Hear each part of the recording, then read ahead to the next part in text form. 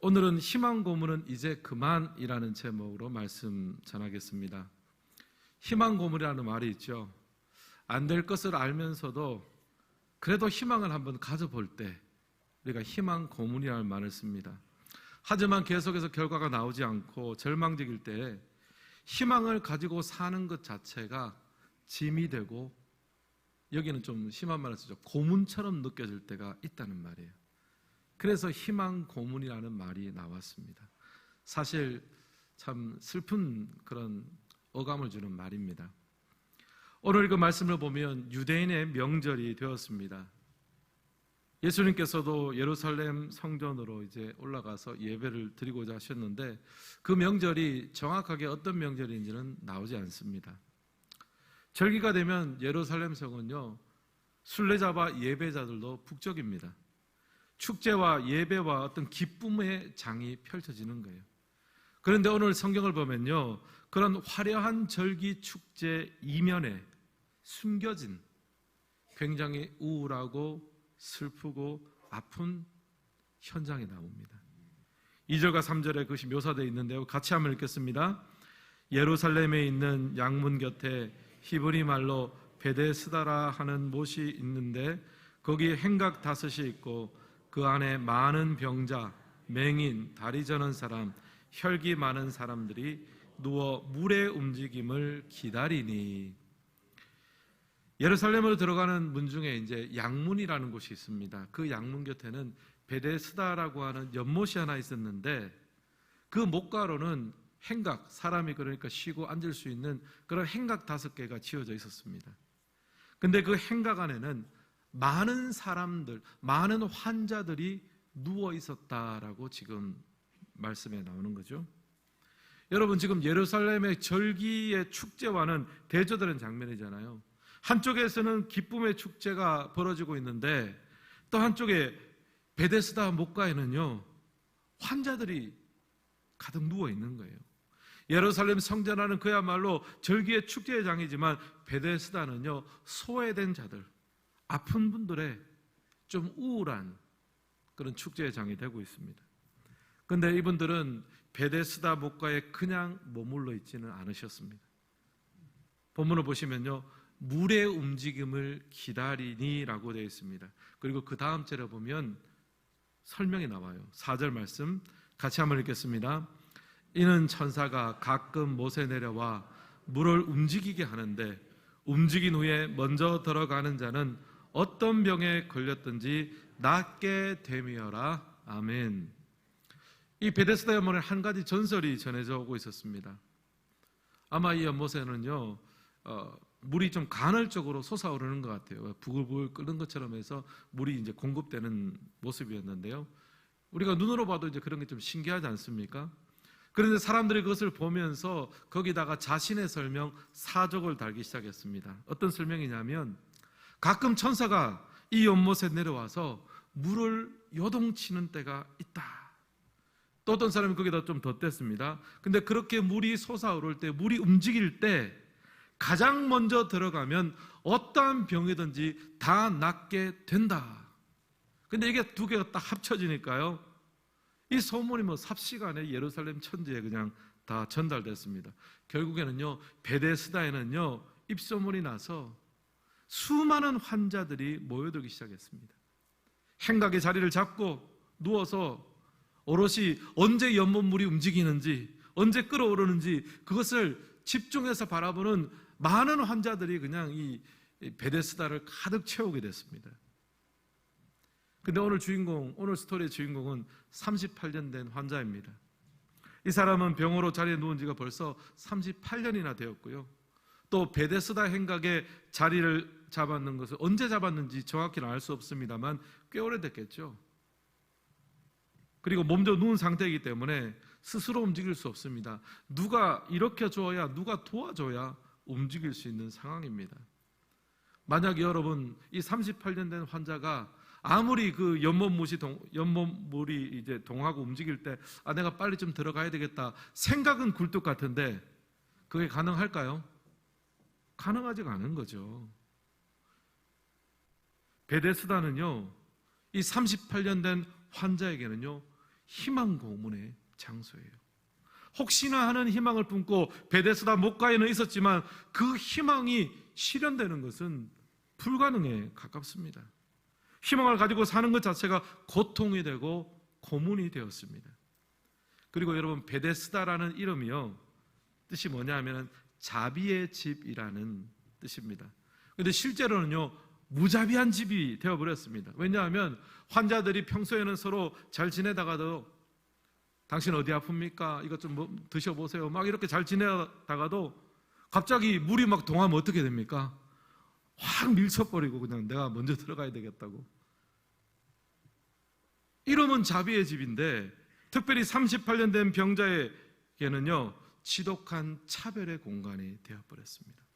희망을 품는 것 자체가 고문이 되고 아픔이 되는 곳, 바로 그 이름은 베데스다입니다.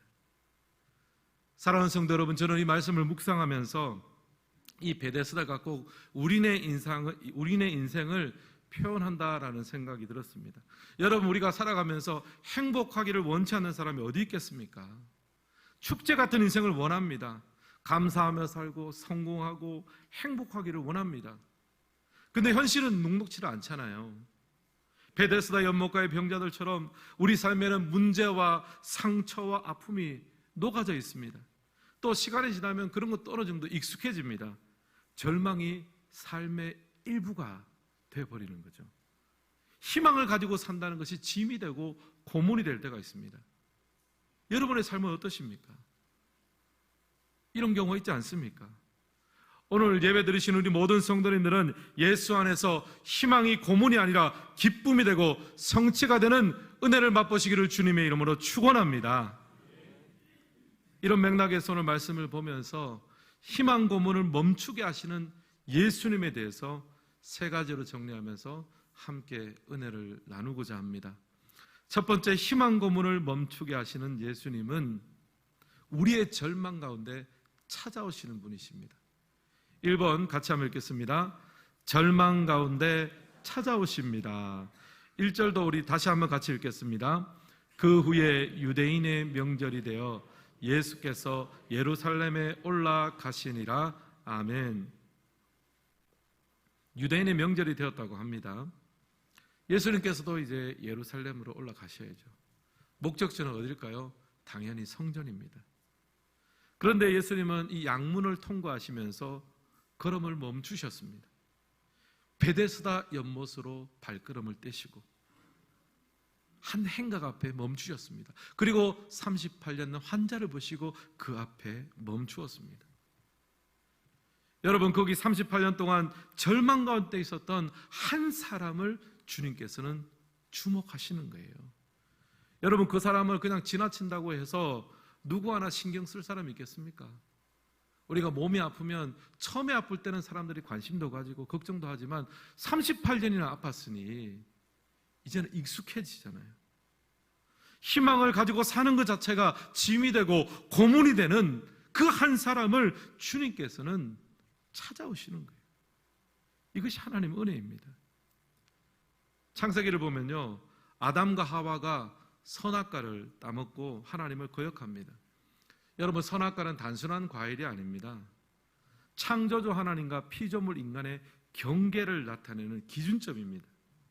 원래 선과 악의 절대적인 기준은 하나님만이 가지고 계시는데 아담과 하와가 이 선악과를 따 먹음으로 인해서 그 선과 악의 절대적인 기준, 왜 하나님만 가집니까? 나도 가지겠습니다. 이게 성경이 말하는 죄의 정의예요.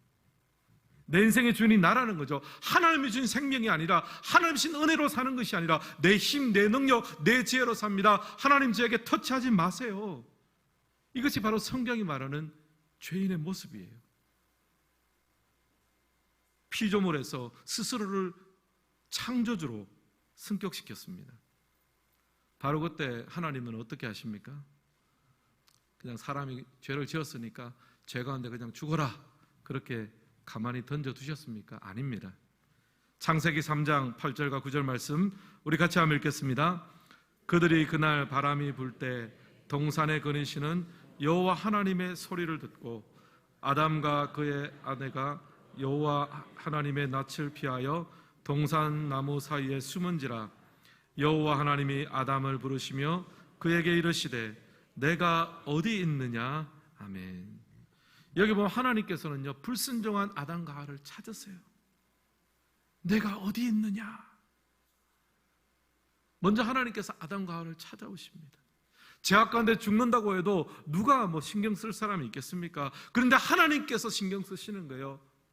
아담과 하와야, 네가 어디 있느냐. 하나님 찾아오시고 불러주세요. 바로 여기서부터 인간의 구원이 시작이 됩니다. 사랑하는 성도 여러분, 희망 고문과 같은 인생을 멈추게 하시고 구원하시고 회복하시는 분은 하나님 한 분뿐인 줄을 믿습니다. 주님이 먼저 찾아오시는 거예요. 여러분, 베데스다 연못가에 38년 된 환자 누가 거들떠나 보겠습니까? 누가 신경이 났습니까? 근데 주님이 신경을 쓰시는 거예요. 주님이 걸음을 멈추시고 화려한 예루살렘 성전의 예배보다 베데스다 연못가에 절망을 품은 한 인생을 찾아오시고 치료하시고 위로하시고 일으켜주십니다. 희망을 품는 인생이 고문이 아니라 희망이 성취되고 기쁨이 될 수 있도록 주님께서 찾아오시는 거예요. 이것이 바로 하나님 주시는 구원입니다. 여러분, 보통 종교는요, 인간이 선을 쌓고 수행을 해서 어떤 경지에 이르러야 구원을 얻는다고 합니다. 불교 같은 경우는 덕을 쌓고 좋은 일을 해서 업보 카르마를 없애면 다음 생에는 더 좋은 생에서 결국에는 열반에 이르게 된다고 하죠. 근데 여러분, 이것이 바로 하나님 없는 자연 종교의 결론입니다. 그러나 기독교는 전혀 다른 시작, 전혀 다른 결론을 내립니다. 기독교의 구원은요, 하나님이 찾아오시는 거예요. 하늘 보좌를 버리시고 이 땅 가운데 찾아오십니다. 성육신하십니다. 오늘 말씀을 보십시오. 예루살렘 성전으로 가시는 길에 예수님께서 그 걸음을 멈추셨습니다. 베데스다 연못가로 찾아오셔서 낙심과 좌절이 가득 찬 한 인생을 찾아오셔서 그 앞에 걸음을 멈추시고 치유하시고 구원하시고 일어서게 합니다.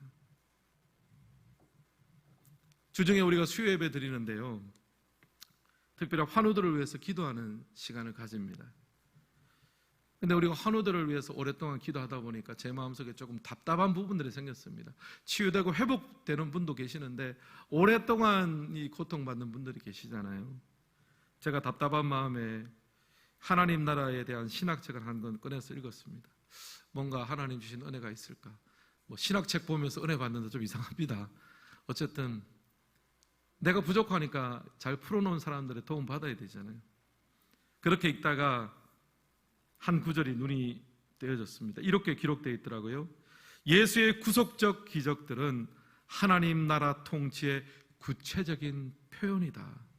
무슨 말이냐면 예수님께서 귀신을 내쫓고 병을 고치고 여러 가지 기적을 일으킨 것은 하나님 나라의 통치에 있어서 지극히 자연스러운 현상이라는 거예요. 제가 이 본문을 읽으면서 마음에 힘을 얻었습니다. 하나님, 우리가 우리 환우들을 위해서 병 낫기 위해서 간구하며 기도할 때 때로는 주님 앞에 정말 하나님의 부르짖는 마음으로 오랫동안 기도했는데 하나님, 다시 한번 낙심치 않고 병 낫기를 위해서 기도하겠습니다. 혹은 그렇지 않을지라도, 그리 아니하실지라도 모든 것 합력하여 선을 이루시는 하나님의 영광이 나타나게 하여 주시옵소서. 우리의 기도 가운데 찾아와 주시고 만나 주시고 치료하여 주시옵소서. 우리 가운데 찾아와 주시는 하나님의 은혜가 우리의 소망이 되는 줄 믿습니다. 두 번째, 희망 고문을 멈추게 하시는 예수님은요, 우리가 알고 있는 절망의 원인을 고쳐주시는 분이십니다. 2번 함께 읽겠습니다. 절망의 원인을 수정해 주십니다. 6절로 7절 말씀 우리 같이 한번 읽겠습니다. 예수께서 그 누운 것을 보시고 병이 벌써 오래된 줄 아시고 이르시되 내가 낫고자 하느냐? 병자가 대답하되 주여, 물이 움직일 때에 나를 못에 넣어주는 사람이 없어 내가 가는 동안에 다른 사람이 먼저 내려가나이다. 아멘. 여기 보면 예수님께서 네가 낫고자 하느냐라고 물으시니까 이 사람이 하는 말이 뭐냐 하면은 물이 이제 움직일 때 제일 먼저 들어가면 낫는다고 하는데 나를 이 연못물에 넣어주는 사람이 없습니다.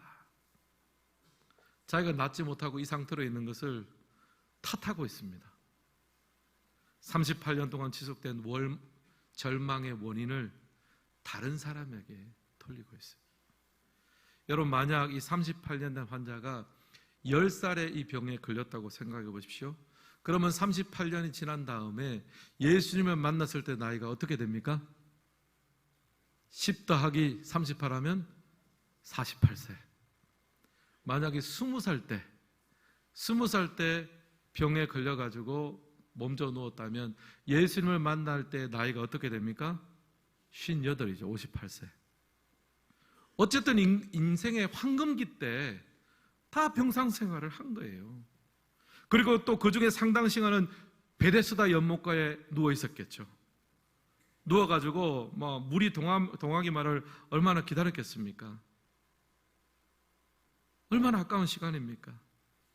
근데 그 많은 시간, 그 인생의 황금기에 정말 많은 시간 동안 어떤 고민을 하면서 지냈다는 거예요. 나를 물에 넣어주는 사람이 없어 내가 지금 이 고통을 받고 있다. 평생을 탓하면서 원망과 분노 가운데 평생을 살았을 거 아니에요. 근데 예수님께서는 그에게 딱 한 가지 말을 물으십니다. 어떻게 물으십니까? 내가 낫고자 하느냐?